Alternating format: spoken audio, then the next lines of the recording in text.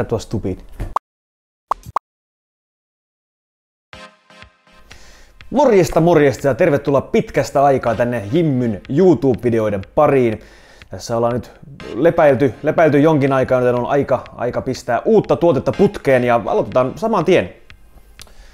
Tänään meillä on sitten tarkastelussa Hyperaxen Pulsefire FPS Pro, eli siis Pulsefire FPS Pro näin suomalaisittain. Elikkä siis Hyperaxen uutukainen hiirimalli, ja tästähän on aikaisempi malli Pulsefire FPS, ja tämä on nyt sitten siitä uusiutunut FPS Pro-malli. Avataan boksia, katsotaan mitä sisältä löytyy. Ensi alkuun täältä löytyy Hyperaxen tuttu ja turvallinen support, eli siis tuen lärpäke, mistä löytyy sitten kaikille eri kielille ja maille ohjeistus, mistä saa apua kun ja jos sellaista tarvitaan. Seuraavaksi on taas Hyperax-lappu, mikä kertoo "Congratulations on joining the Hyperax family". #HyperaxFamily. Eli kiitos lärpäke siitä, että olet hankkinut Hyperaxen tuotteen.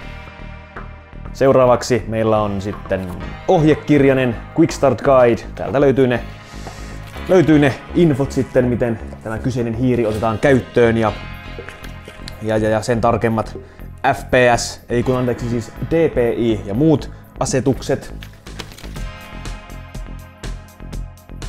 Ja lopuksi meillä on itse hiiri.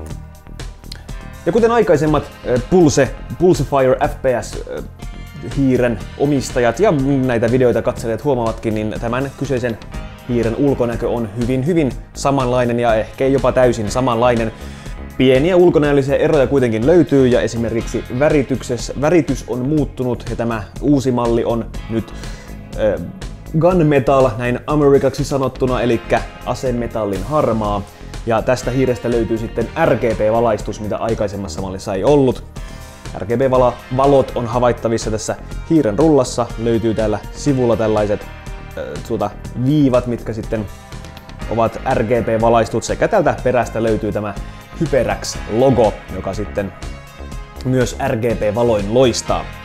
Muuten tosiaan ulkonäkö onkin sliikki ulkoasu.